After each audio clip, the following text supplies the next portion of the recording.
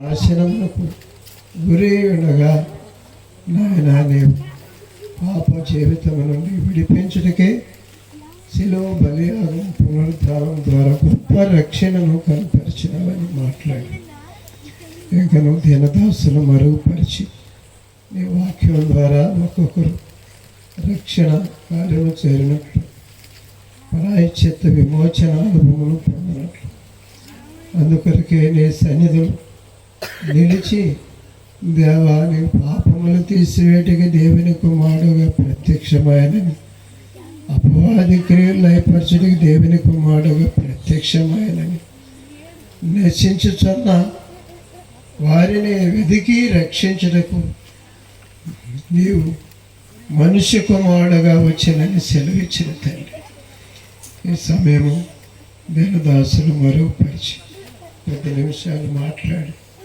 విశ్వాసమును దేవా ప్రార్థనయందు నిరీక్షణయందు నీ రక్షణ అనుభవం నిత్య జీవార్థమైన ప్రవేశము ప్రతి ఒక్కరూ పొందుటికి ఈ మాటలను దేవా ధ్యానించుండగా ఈ హృదయాలు కార్యం చేసి సహాయం తెచ్చి అందుకు విరుద్ధమైన అంధకార శక్తి లేపరిచి యేసు నామములో వేడుకున్నాము తండ్రి ఆమేన్. దేవుని వాక్యంలో మనం చదువుకున్నటువంటి భాగంలో పాపం వల్ల వచ్చే జీతం ఏమంట? మరణం. అయితే పాపం ఎలాగొచ్చింది అంటే ఆజ్ఞ అతిక్రమమే పాపం. కనుక ఆజ్ఞను అతిక్రమించి పాపం చేసిన ఒకరి ద్వారా పాపము అందరిలో ప్రవేశించింది, మరణకు అందరికి సంప్రాప్తమైంది అన్నమాట చెప్పి మొదటి పాపం చేసిన వాడు దేవుని ఆజ్ఞను అతిక్రమించి పాపం చేసిన వారు ఎవరు? ఆదాము. రోమపత్రిక 5:12 చెప్పుచున్నారు. ఒక మనిషి ఇట్లుండగా ఒక మనిషిని ద్వారా పాపం వచ్చింది, పాపం ద్వారా మరణం అందరికీ సంప్రాప్తమే. అంటే పాపంలో పడినటువంటి వాని యందు పుట్టిన వారి అందరిలోకి ఆ పాప బీజం, ఆ పాప నైజం, ఆ పాపం యొక్క చేదు అందరిలోనికి వచ్చేసింది. అర్థమైంది. కనుక ఆదామునందు పాపము లోకములో ప్రవేశించింది. ఆదాము పాపములో ప్రవేశించి ఆదాము అతిక్రమించి ఆదామవ్వలు పాపులైన వారికి పుట్టిన వారందరూ పాపమే చేయగలిగిన పాపపు చెట్టులుగా జీవితాలుగా అనుభవములుగా గెలిచారు.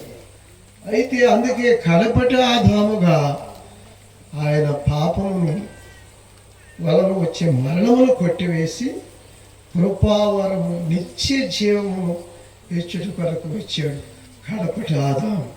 కొరింథీయులకు రాసిన మొదటి పత్రిక 15:21-45 జీవించుచున్న దేవుడు జీవింపచేయుగాత్మయే దీనుల బ్రోచి వారంబు తీర్చి భావంబులన్నీ నూతనపరచి. చదవండి. ఇందు విషయమై ఆదామును మొదటి మనుష్యుడు జీవించు ప్రాణి. అంటే మొదట ఆదామును దేవుడు కలుగు చేసినప్పుడు ఆయన నేల మంటితో రూపం నిర్మించి దేవుని రూపములో జీవించే ప్రాణమును జీవాత్మను ఇచ్చాడు. అయితే జీవించినంతకాలం జీవిస్తాడు, పడితే లేవలేడు, చెడితే బాగుపడు. అర్థమవుతుందా? అందుకని తిరిగి మళ్ళా జీవింపచేయు ఆత్మ అయినటువంటి దేవుడు ఆత్మ సంబంధమైనటువంటి నామమున యేసు ప్రభు రావాల్సి వచ్చింది. కనుక అందుకే అన్న జీవించు ప్రాణి మొదటి ఆదాము, కడపటి ఆదాము అంటే పడడం, పడిన వారిని సైతం లేపగలిగినవాడు.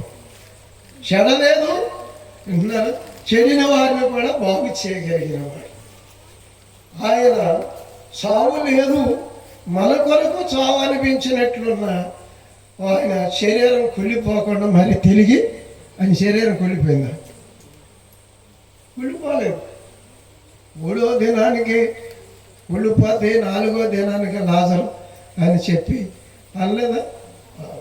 అయితే ఆయన శరీరమును సశరీరుడు, పాపము లేని శరీరము, పాపము లేని పరిశుద్ధాత్మ, నిత్యాత్మ అన్నమాట.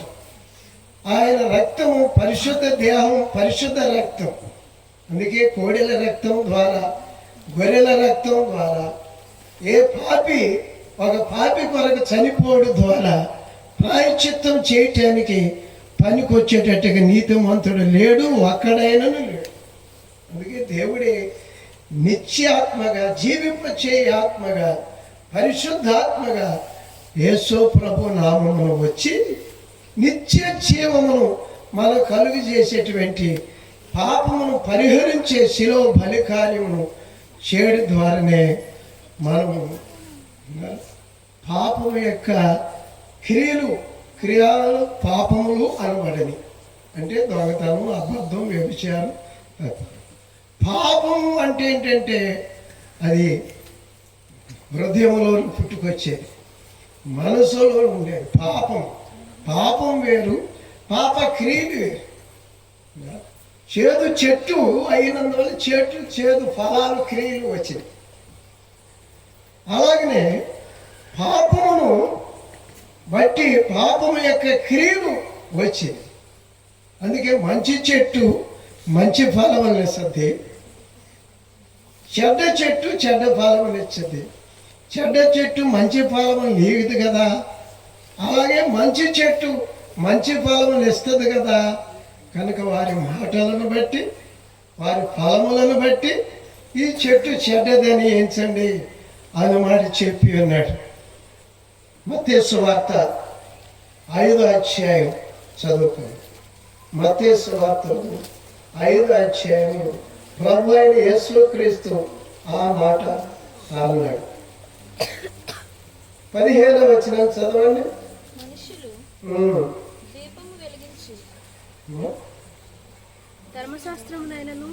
7వ అధ్యాయము 16వ వచనం చదవండి. వారి ఫలముల వలన తెలుసుకోగలరు. అర్థమవుతుందా?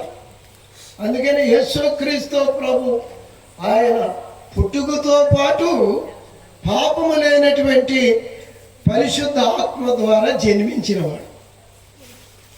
అందుకు ఆయన మాటలోను, తలంపుల్లోను, క్రియల్లోనూ ఉన్నారు. జీవితం అంతటిలోనూ పరిశుద్ధుడు, నీతిమంతుడు, నిష్కల్మషుడు, పాపులలో చేరక ప్రత్యేకముగా ఉన్నవాడు. ఆయన ప్రత్యేకం. అందుకే ఆయన ఈ మాట అంటున్నాడు. 17వ వచనం చదవండి. అలాగనే మంచి చెట్టు, అవును, ప్రతి మంచి చెట్టు, తీపి చెట్టు ఉందనుకోండి, మంచి కాయలు తీపి కాయలు కాస్తాయి.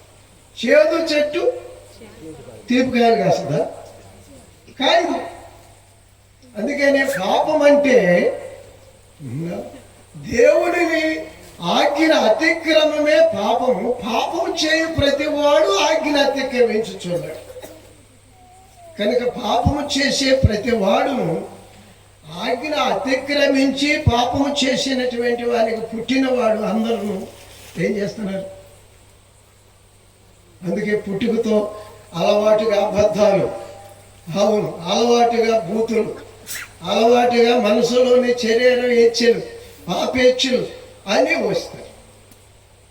అందుకే మంచి చెట్టు మంచి ఫలములు ఇచ్చే మంచి పరిశుద్ధాత్ముడు, నిత్యాత్మ అంటే సావక నిరంతరం నిత్య జీవము అది యేసుక్రీస్తు. అందుకే కడపట ఆదాము జీవింపచే ఆత్మ అని చెప్పిన ఆయన నిత్యుడగు దేవుని ఆత్మ ద్వారా, నిత్యుడగు క్రీస్తు రక్తము ద్వారా, ఆయన శిలువ కార్యము ద్వారా మన పాపములకు ప్రాయశ్చిత్తం చేయటానికి వచ్చి పాపము లేని వాడుగా జీవించాడు. ఆయన క్రియలు జీవితం ప్రత్యేకమైంది. అందరు లాంటి వాడికి యేసేపు మరియమ్మ లాంటి వాడికి వాడు కాదు. అర్థమవుతుందా? యేసేపు మరియమ్మలు కూడా పాపులే, శరీరులే. అవును, కనుక ప్రవక్తలైన పాపులే. అందుకే చనిపోయి పాతాళములోకి వెళ్ళున్నారు. ప్రభు శిలువ కార్యం చేసి ప్రాయశ్చిత్త కార్యం చేసే వారికి తిరిగి లేపబడలేదు. అందరూ పాతాళములు, అబ్రహాములము పరదేశం భద్రపరచబడి ఉన్నారు. ప్రభు వచ్చే వరకు శిలువ కార్యం చేసేవారు. కనుక క్రీస్తు యేసు ఆయన శిలువ కార్యము, ఆయన ఆత్మ నిత్యుడగా ఆత్మ, నిత్యమైనటువంటి జీవం కలిగిన రక్తం ఈ కార్యం చేసింది అని మాట చెబుతున్నాడు. హెబ్రీ పత్రిక చదువుకుందాం. ఆయన ప్రత్యేకమైనటువంటి ప్రధాన యాజకుడు, పరిశుద్ధుడు, నీతిమంతుడని 8వ అధ్యాయం 26 వచనం. 7వ అధ్యాయం 26. పవిత్రుడును, నిర్దోషియు, నిష్కల్మషుడును, పాపులలో చేరక. అందుకే యేసు ప్రభు నామమునే మనకు రక్షణ పొందగలం. కానీ యేసు నామమును ప్రార్థన చేయడం ద్వారానే పరిశుద్ధ ఆత్మ సంబంధమైనటువంటి ఏక నామమున పరిశుద్ధ రక్తం ద్వారా పాపానికి ప్రాయశ్చిత్తం జరుగుతుంది. కానీ మరి ఏ రక్తం వల్ల జరగదు అన్నమాట. ఈయన పరిశుద్ధుడు, నీతిమంతుడు, నిష్కల్మషుడు, పాపంలో చేరక ఒక ప్రత్యేకమైన జన్మ, జీవితం, క్రియలు, గుణములు, ఫలములు. అందుకే తిరిగి లేచి పాపాన్ని, మరణాన్ని తిరిగి లేచాడు, జయించాడు. అందరికీ మరణం వస్తే అందరు పాపమును, అందరు మరణమును అనుభవించడానికి పాపము లేని పరిశుద్ధ ఆయన నామమున మరణించి తిరిగి లేచి ఆకాశ మండలము కంటే హెచ్చైన అని లోకములకు, ఉన్నత లోకం, పరలోకం పై నుండి వచ్చాను, పైకి ఎగసిపోయాను. లోకము జయించిన లోక రక్షకుండా, లోకము లోక రక్షకుండా, మానవ దేవుడే మానుడే మనుజుడే,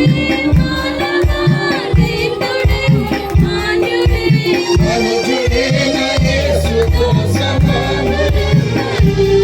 యేసు ప్రభుతో సాటి అయిన వారుగా ఏ రాజు, ఏ చక్రవర్తి, ఏ పరిశుద్ధుడు విన్నారు, ఏ ప్రవక్త లేక ఏ దేవాలయ దేవతలు అనబడిన వారు సరిపోయిన వారుగా లేరు. అందుకే వేర్పులలో నీ వంటి వాడు లేడు. పరిశుద్ధతను బట్టి నీ మహానీయుడవు. అవును, స్తుతి కీర్తనను బట్టి పూజ్యుడు. స్తుతి కీర్తన అంటే ఆయన పరిశుద్ధుడై పరిశుద్ధ పరిచయ అనుభవము, ఆ యొక్క పరిశుద్ధ పాపానికి ప్రాయశ్చిత్తం చేసి పరిశుద్ధులుగా నిలబెట్టే అనుభవమును కలుగు చేసిన పరిశుద్ధాత్ముడు, నిత్యాత్మ, జీవింపచేయ ఆత్మ, జీవరక్తం, సజీవుడైనటువంటి ఈ నామమునే. కానీ ఏ నామమున నీవు ప్రార్థన చేసినా, మరియమ్మ నామమున, జోజెఫ్ తమ్మి నామమున, దేవదాసాయి గారి నామమున, దానియేలు నామమున, భక్తులు, ప్రవక్తలు, మోషే, ఏలియాలు కూడాను సరిపోయిన వారు కారు. అందుకే రూపాంతర పర్వతం మోషే, ఏలియాలకు సాటి చేసి నీకోటి, మోసకోటి, ఏలియా 3 పర్ణశాల కట్టి ఇక్కడ తిరణాలు చేస్తామంటే పేతురు నిద్రపోయి లేచి దేవుడు ఏమన్నాడు, ఈయన నా ప్రియకుమారుడు, ఈయన మాట ఈయనతో సాటి చేయటానికి ఏ ప్రవక్త, ఏ మగశుద్ధుడు సరిపోయిన వాడిగా లేడు. అందుకే ఆయన శిలువ బలియాగం, ఆయన మరణము మన పాపాన్ని, పాపం వల్ల వచ్చిన మరణాన్ని కొట్టివేసి జీవమిచ్చిన జీవరక్తం.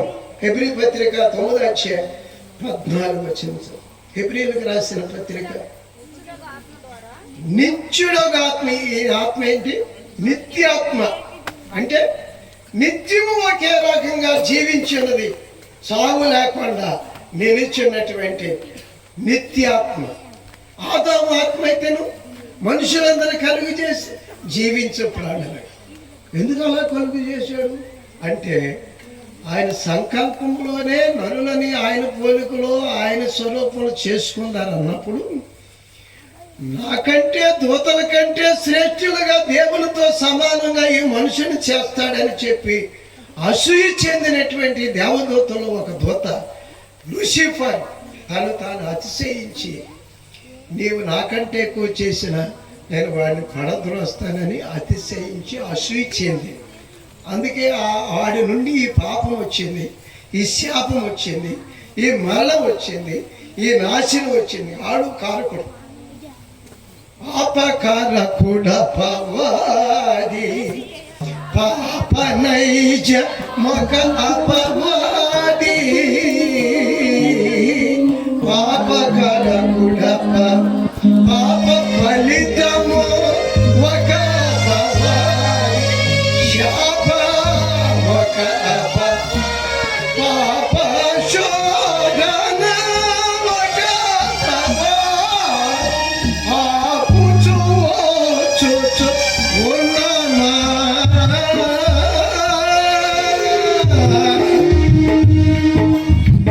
ఈ పాపకారకుడు లోకాన్ని జయించి అందరినీ పాపపు గుంటలో పడదోశాడు, అందరినీ నరకానికి నాశన పాత్రలుగా చేశాడు ఆదామును. అందుకే ఏ భేదం లేదు, అందరూ పాపము చేసి మహిమను పొందారు. అందరూ పాపము చేసి పాపం వల్ల వచ్చే జీతం అందరికీ మరణం సంప్రాప్తమే. ఈ శరీర మరణం. రెండో మరణం ఆత్మ మరణం, నరకం. ఆత్మకి సాగు లేదు. యుగ యుగములు ఏడుపు పండ్లు కొరుకుట బాధించబడుచు దయ్యానికి ఉనికి ఆడి కోసం చేసింది నరకం, మనుషుల కోసం కాదు.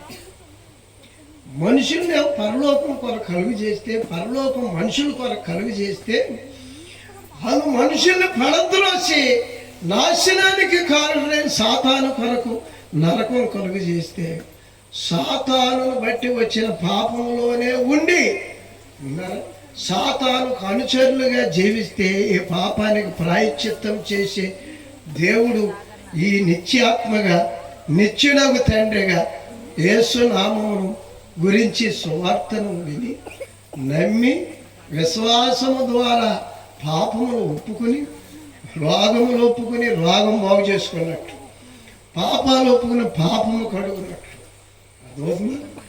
ఆత్మలో అవును కలిగిన సమస్త దుర్నీతిని నుండి విడిపించి నీతిమంతులుగా తీర్చబడినట్టు. అందుకు నిత్యుడగు క్రీస్తు ఆత్మ ద్వారా ఇప్పుడు చదువు తను తానే దేవునికి నిర్దోషులుగా ఆగపరుచుకున్నవాడు ఎవరు చెప్పండి?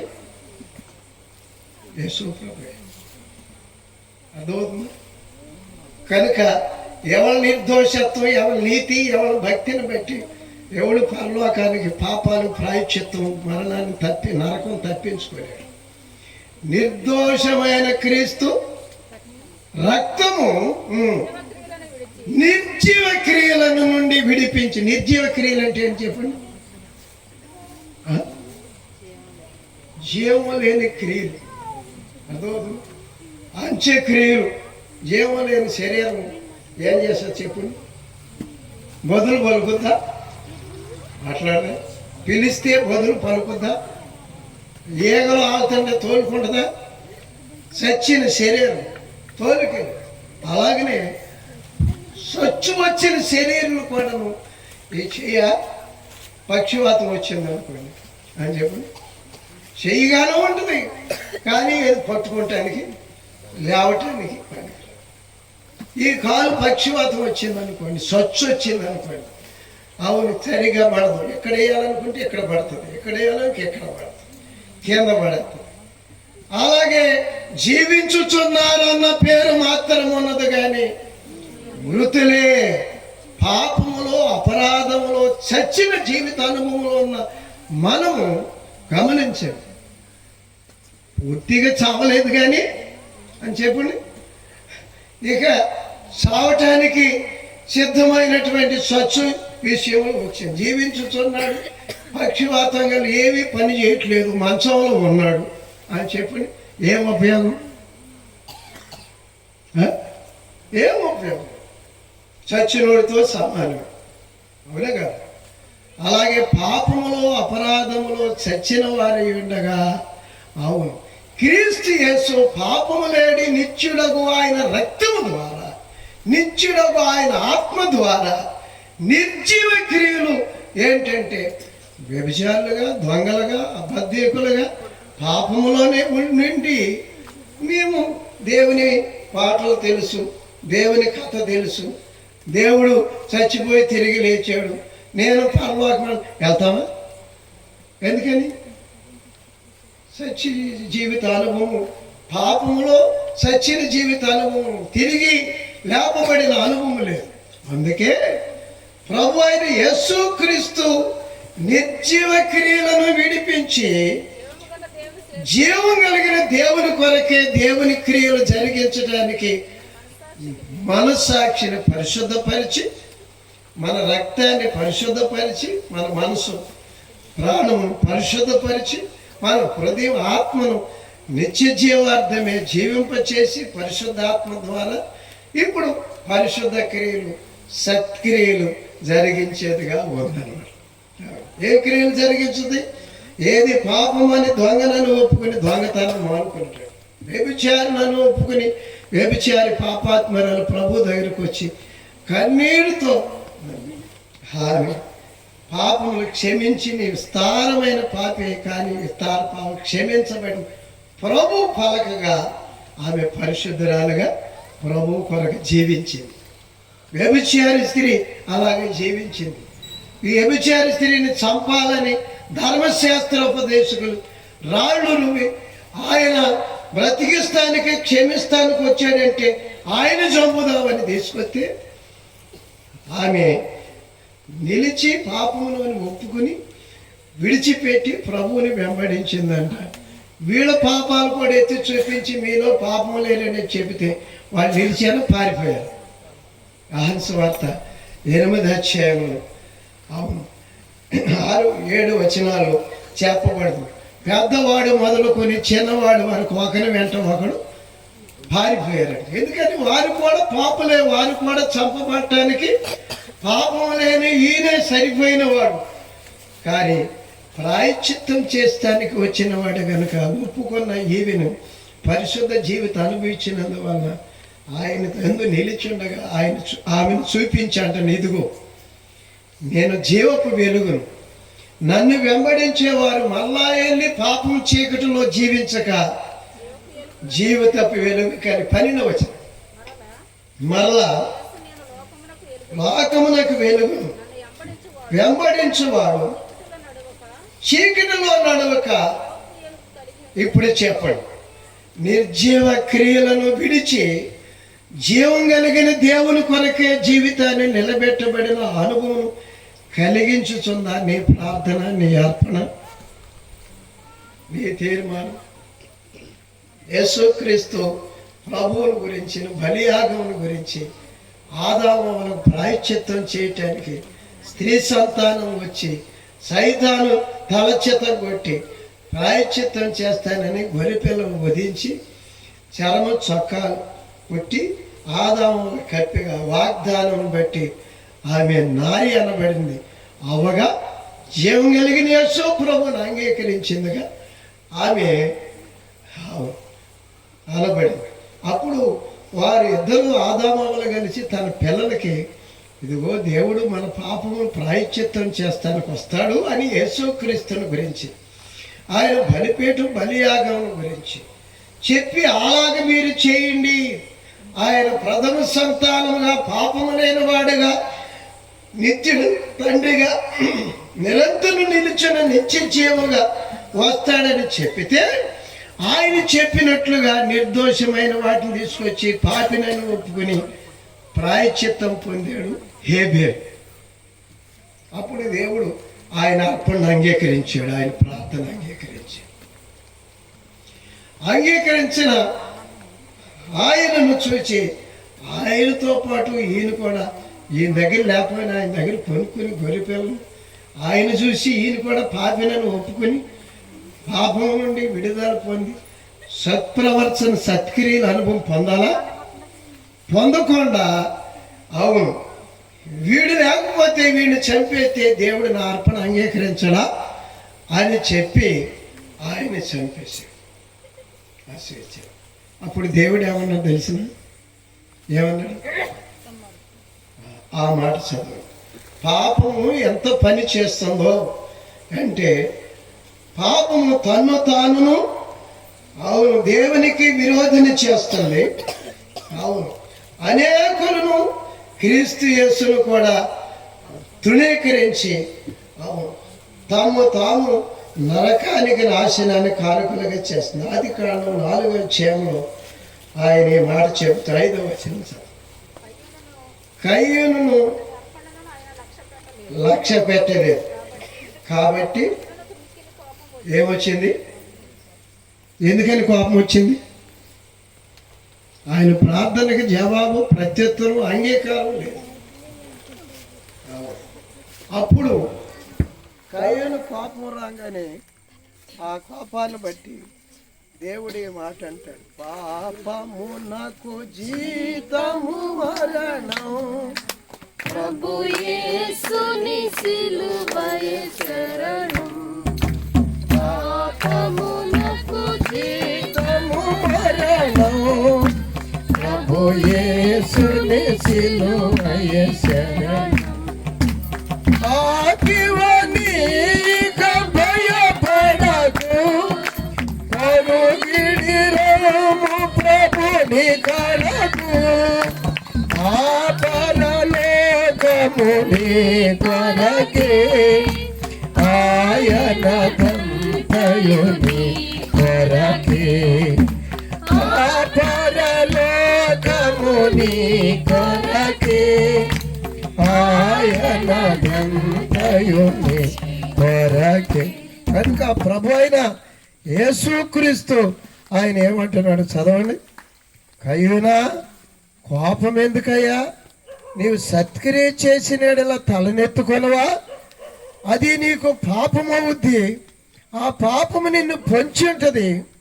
అది నిన్ను దూరపరిచి అవును నిత్య నాశనానికి శాపగ్రస్తునిగా నిన్నును అనేకులను చేయదు. అందుకే కయ్యూను సంతానం అంతటను శాపగ్రస్తమై ప్రళయములో అందరి నాశనానికి కారణంగా చేసింది.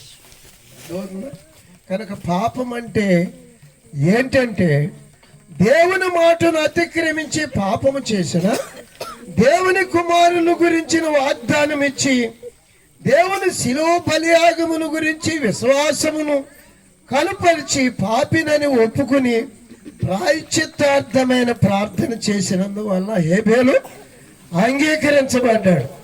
విశ్వాసమును బట్టి అంగీకరించబడ్డాడని మాట చదువుకుందాం. విశ్వాస సంబంధమైనటువంటి ప్రార్థన చేయాలి మనం. హెబ్రీ పత్రిక 11వ అధ్యాయం 4వ వచనం చదువు.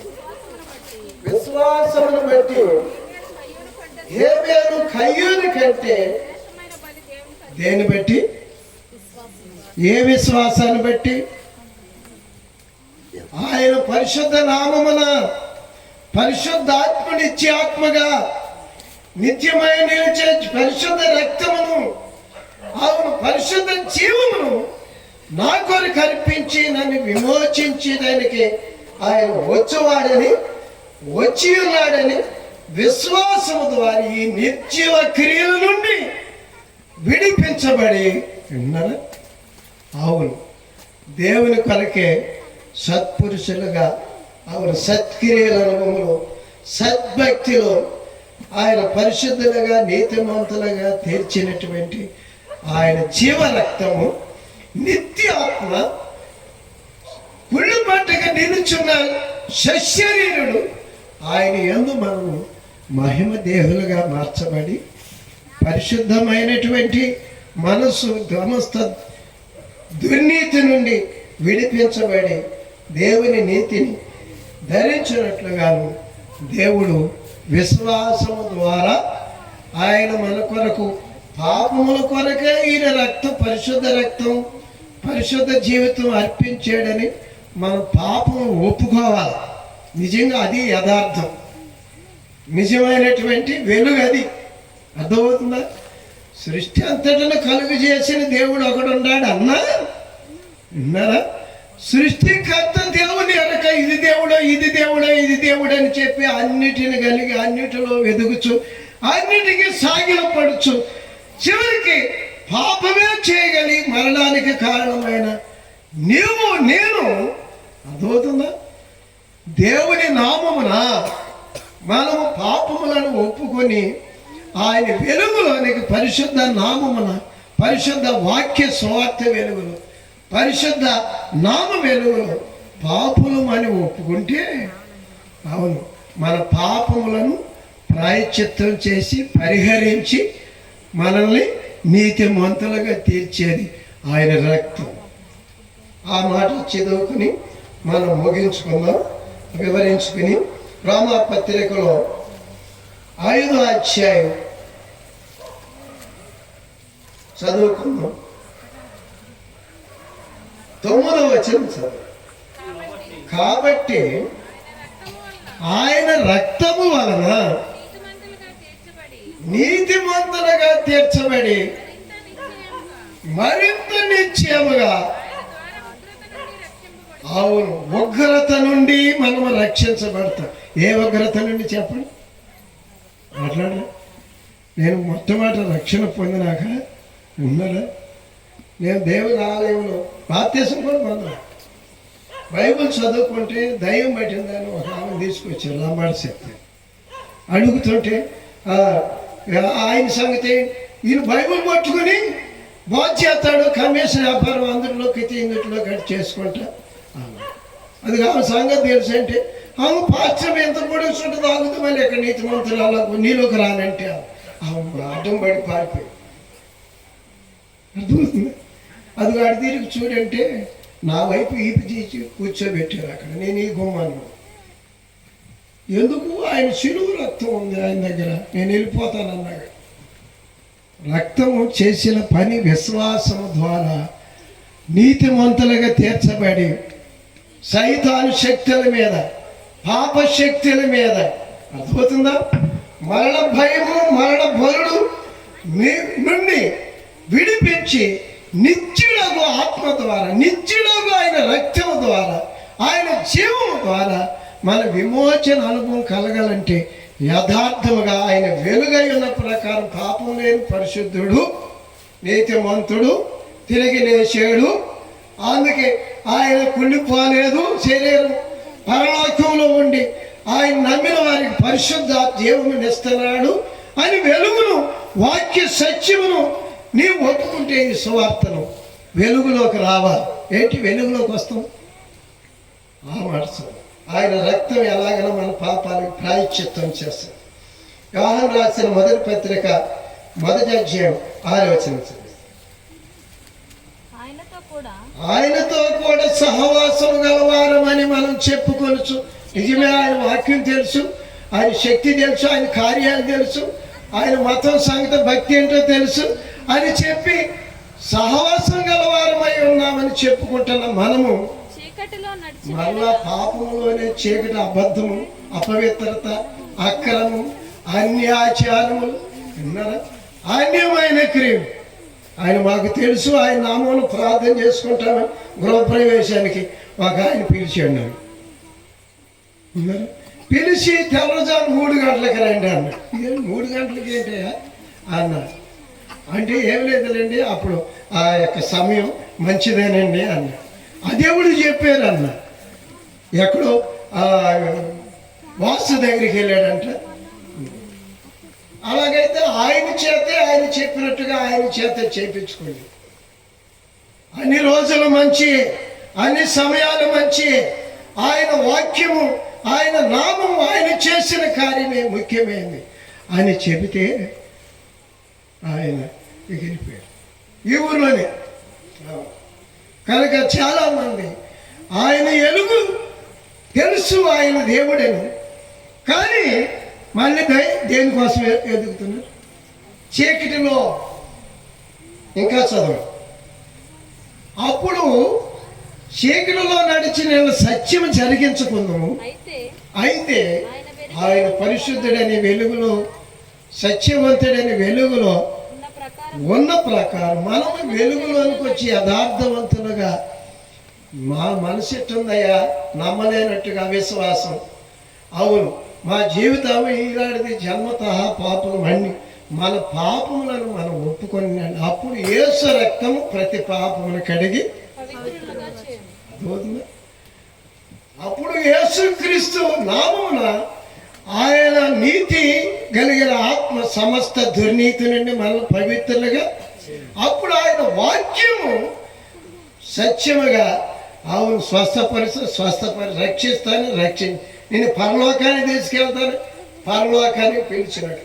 ఈ లోకములో అన్నిటి నీకు లోపరుస్తాను, వీటిని భయముల నుండి విడిపించినట్లుగా ప్రభు యొక్క ఆత్మ, ప్రభు రక్తము, ప్రభు యొక్క శిలువ బలియాగం ద్వారా నిత్యుడగు క్రీస్తు యేసు ద్వారా మనకి విమోచన కలుగు. గొర్రెల రక్తం, కోడెల రక్తం, మేకల రక్తం వల్ల జరగలేదు. అంతకంటే అమూల్యమైన క్రీస్తు రక్తం ద్వారా మన నిర్జీవ క్రియల నుండి విడిపించినట్లు. నిర్జీవ క్రియలు అంటే చెప్పేది ఒకటి, నమ్మింది ఒకటి. దేవుణ్ణి నమ్మేవాడిని అంటాం, కానీ ఆ నమ్మకం నిలవనందువల్ల చెప్పండి వేరొక నమ్మకానికి వెళ్ళిపోతాం. అందుకే మనము యేసు ప్రభు వెలుగులోకి రాదు. దావీదు మహారాజు ఉన్నారా, ఆయన నా పాపములు కప్పుకొనక ఒప్పుకొంటిని, అతిక్రమం ఒప్పుకొందని అనుకుని పాప దోషం పరిహరించి ఉన్నాడు అని మాట చెప్పుచున్నాడు. ఆ మాట చదివి మనం ప్రార్థన చేసుకుందాం. అలాగన మనము పాపులమని ఒప్పుకోవాలని, ప్రతి పాపము విషయంలో ఒప్పుకోవాలని ప్రభు యొక్క ఆత్మ ద్వారా మనము అవును పాపము గురించి విషయంలో ప్రాయశ్చిత్తం చేసి పరిహరించినట్లు పాపము జీవితం నుండి ఒప్పుకొని విడిచిపెట్టినట్లు పాపమును క్రియలను ఇంకా అసహించుకుని త్వరగా తిన్నది, తాగింది, విన్నాయి, చూసిని, అనుసరించిని, అన్ని నమ్మిని, కానీ ఏది భ్రమపరచలేనట్లుగా దేవుని కొరకే జీవితాలు నిలబెట్టబడిన అనుభవం దావీదు పొందాడు. అదే చెబుతున్నాడు 32వ కీర్తనలో 4వ వచనం. చెయ్యి నా మీద బరువుగా నుండెను, నా సారము ఏసకాలమున ఎండినట్టు ఆయను, నా దోషమును కప్పుకొనక ఎదుట నా పాపం ఒప్పుకొంటిని. ఏమని ఒప్పుకున్నాడు? పాపమున అతిక్రమాల పాపమును నేను పాపినని ఒప్పుకున్నాడు. అతిక్రమమును ఒప్పుకొందని అనుకుంటే నాకు తెలియపరిచిన ఏ పాపంలో నీ వాక్యానికి వ్యతిరేకముగా మనుషులు కల్పించిన పద్ధతులు, మత కల్పించిన పద్ధతులు, అన్యజనులు కల్పించిన పద్ధతులు, సైతాన్ని చూపించిన కళలు, ఆమెను దర్శనాలు, ఆ మనసులో పెట్టిన అబద్ధములు, అసత్యం ఒప్పుకొందనను పాపమును ప్రాయశ్చిత్తం చేశాడు, అతిక్రమమును పరిహరించాడు. కావున దర్శన కాలం భక్తిగా నిన్ను ప్రార్థన చేస్తారు.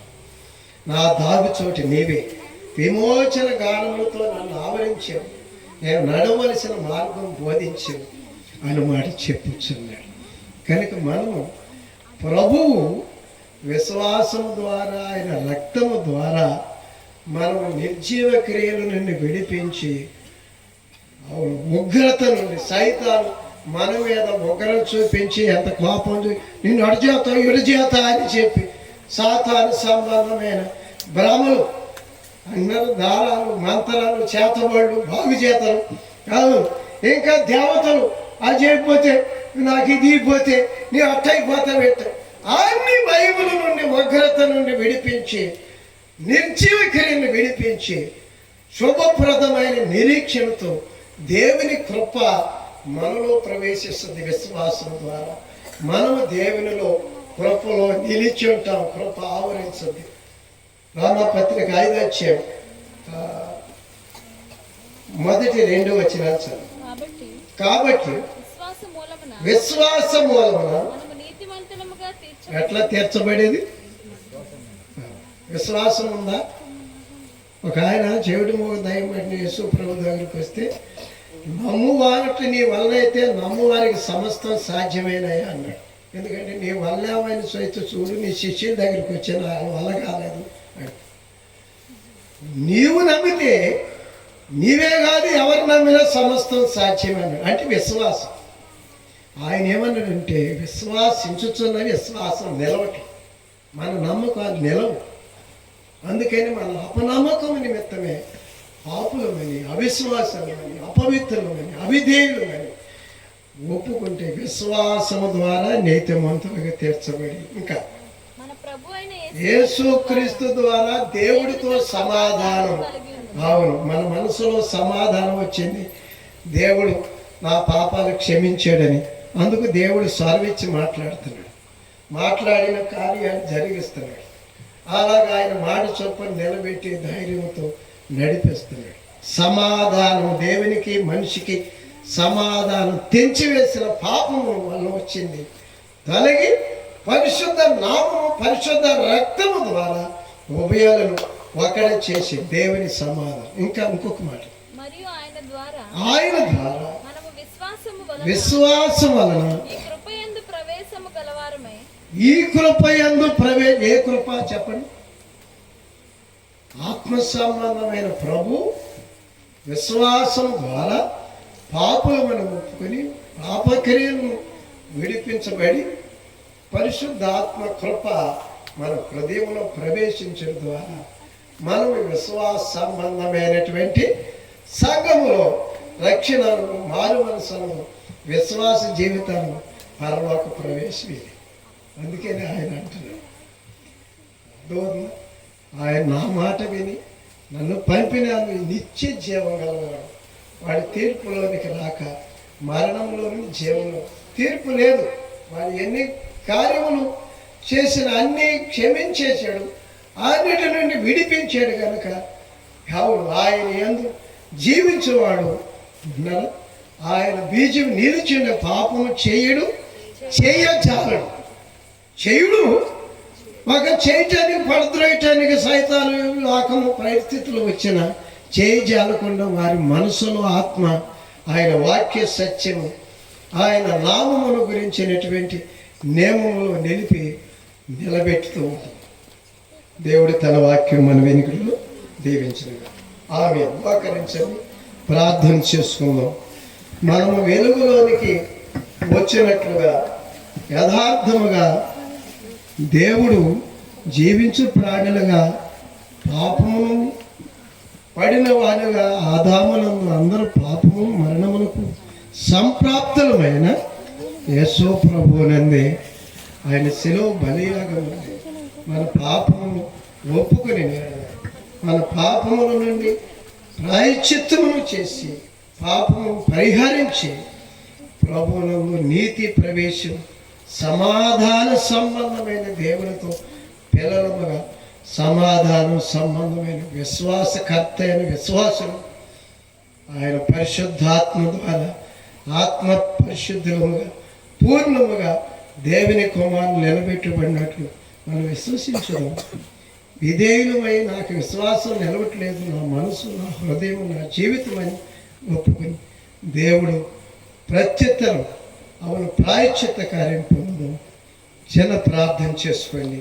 ప్రేమ నమ్మకం కలిగిన తండ్రి, నిజముగా నీ వెలుగైనావు, నిజముగా నిత్యుడగినటువంటి ఆత్మగా జీవింపు చేయి, ఆత్మగా పాపమును పరిహరించేవాడు, ప్రాయశ్చిత్తం చేసినవాడు, పరిశుద్ధాత్మ ప్రవేశములోను విశ్వాస సంబంధమైన ఈ యొక్క నీతి సమాధానము కృపా ప్రవేశము దేవా, నీవు మాకు ఇట్టి యొక్క ఉగ్రత నుండి, మరణము నుండి, నరకము నుండి, పాతాళ పాశము నుండి, భయములన్నిటిలోనూ రక్షణ విమోచన కార్యము పొందవరు వారు యథార్థ హృదయలే.